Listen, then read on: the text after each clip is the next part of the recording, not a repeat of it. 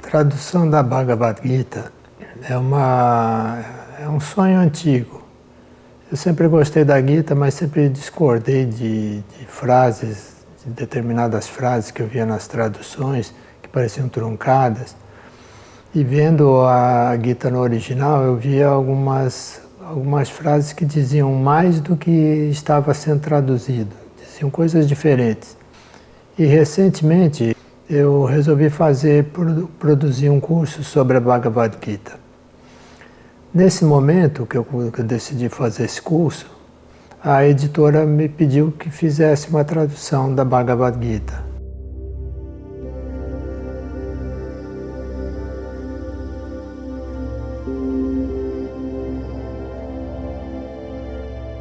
Essas tantas traduções às quais eu tive acesso não me disseram com clareza as coisas que eu estava vendo no texto original em sânscrito. Não, elas ficam truncadas, elas ficam com tendências religiosas, devocionais, ou tendências de teses de algum pandita ou de algum swami que se destacou na Índia. Então, ou os próprios comentários do Shankaracharya, né? Shankaracharya teceu comentários que até hoje são autoritativos, né, em relação à Bhagavad Gita. Algumas coisas que ele diz, as pessoas tomam literalmente como sendo inquestionáveis. Mas Shankaracharya era um menino quando fez o comentário sobre a Bhagavad Gita. Ele tinha 16, 17 anos quando ele fez esse comentário sobre a Bhagavad Gita, e as ideias dele são brilhantes. Ele era um sujeito muito inteligente, né?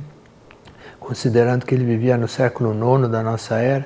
Era um sujeito brilhante, realmente muito inteligente, mas era um menino, né? E o sujeito aquela euforia da criança, do adolescente, e alguns pontos dos comentários dele se nota que foram tomados por essa euforia, matizada pelo seu entusiasmo com a reforma do hinduísmo, com a descoberta do mundo, com os debates públicos em Varanasi e em outros lugares da Índia importantes. Eu acho que ele, às vezes, ultrapassou o bom senso, né? Mas como ele é uma figura axial do hinduísmo, então ele é respeitado e tomado literalmente como certo, né? E eu tomo a liberdade de discordar dessas autoridades em certos pontos. Em alguns pontos eu concordo com ele, mas em outros pontos eu discordo, porque o texto não está me dizendo aquilo que ele está dizendo sobre o texto. Então eu prefiro passar para os meus alunos, para os meus leitores, aqueles que vão ler a minha tradução, passar o que eu vi no texto, o que o texto disse para mim. E o texto às vezes diz as coisas com simplicidade, e esses comentários complicam essa simplicidade porque eles estão tentando encaixar o texto numa tese, encaixar o texto numa linha de pensamento que prevalecia naquele momento, ou que estava sendo defendida naquele momento, e que talvez não tenha conexão de fato com o original, com a intenção original do autor do texto.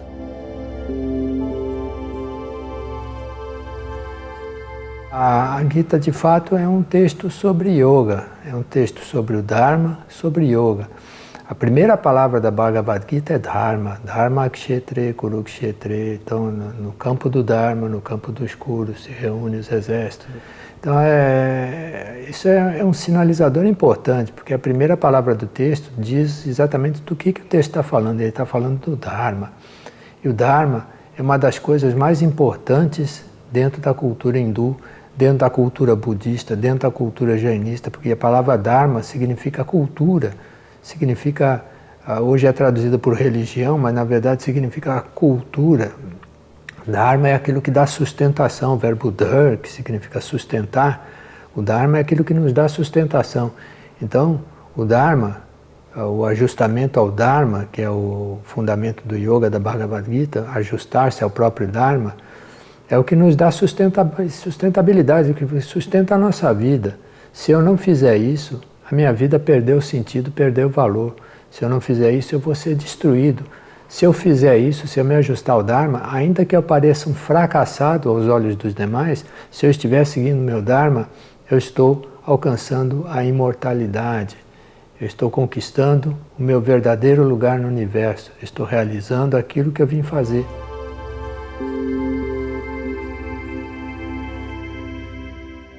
existe uma tese na Bhagavad Gita que tem que ser levada em consideração, né? A Bhagavad Gita assusta as pessoas. Quando Mahatma Gandhi fez a tradução da Bhagavad Gita, ele se espantou, ele fez alguns comentários em alguns trechos, porque a Bhagavad Gita acontece no contexto de uma guerra, e ela é a apologia da guerra. Ela defende o início de uma guerra. Logo no início, o personagem Arjuna, ele se coloca no centro do campo de batalha, ele vê os parentes dele, porque o contexto dessa guerra é que é uma guerra entre primos. Um exército são os primos de um lado e outro exército são os primos de outro lado, e estão disputando quem tem o direito ao poder sobre a região que eles governavam, né? Então, essa disputa é uma disputa que é fratricida, literalmente. São irmãos matando irmãos, primos matando primos, mestre matando discípulo, discípulo matando mestre. E Arjuna, quando vê os parentes e amigos e primos e parentes dos amigos, todos perfilados dos dois lados, prontos para se matar mutuamente, ele diz para Krishna, que é o primo dele, que também é o condutor do carro de batalha dele, ele diz para Krishna que ele não vai lutar, que ele não vai abrir aquela guerra, porque só falta ele tocar a shanka, né, aquela concha, a búzio, e a guerra, e dar a ordem de ataque, que a guerra começa. E ele diz que não quer fazer a guerra, ele se nega. Então, a Bhagavad Gita começa nesse ponto, em que ele desiste da luta, e Krishna, o primo dele, defende a tese de que ele deve lutar. Por quê? Por causa do Svadharma, porque ele é um guerreiro, porque ele tem esse dever dentro da sociedade de defender o Dharma. O Dharma é o foco, é o grande assunto da Gita, e ele é tratado pelo contexto do yoga. Então é isso que é interessante na Bhagavad Gita. A Bhagavad Gita esclarece para nós o sentido do Dharma, do conceito de Dharma, como o dever, a condição natural, a vocação de cada um, e o conceito de yoga, né, que é o ajustamento necessário para que a ação seja perfeita, para que a ação seja condizente com o Dharma.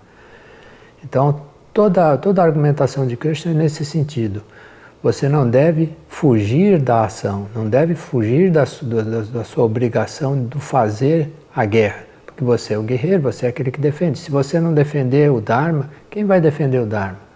O mundo vai virar um caos.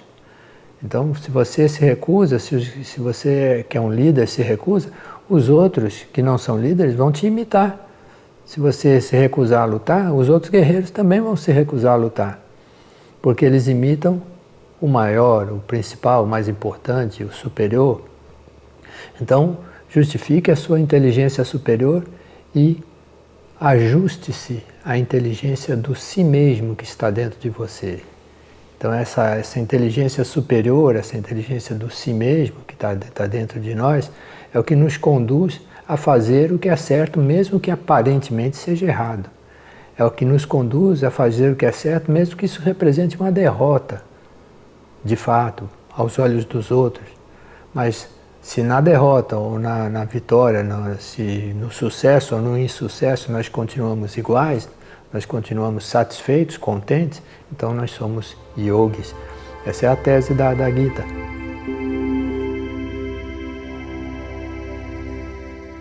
A Bhagavad Gita, ela trata da natureza humana, ela trata das fraquezas e da força do ser humano. Ela nos dá o caminho para enfrentar nossas fraquezas e para mobilizar e atualizar nossa força. Então é por isso que ela é importante, porque quando lida da forma certa, ela é um conselheiro permanente diante dos momentos de dúvida, de indecisão, que a gente encontra pela frente, porque a Gita nos fala sobre a nossa fonte de poder, do poder de decisão, do poder de afirmação, da nossa individualidade, da nossa personalidade. Quem não quer, quem quer ser uma imitação dos outros? Quem quer ser uma cópia permanente das outras pessoas?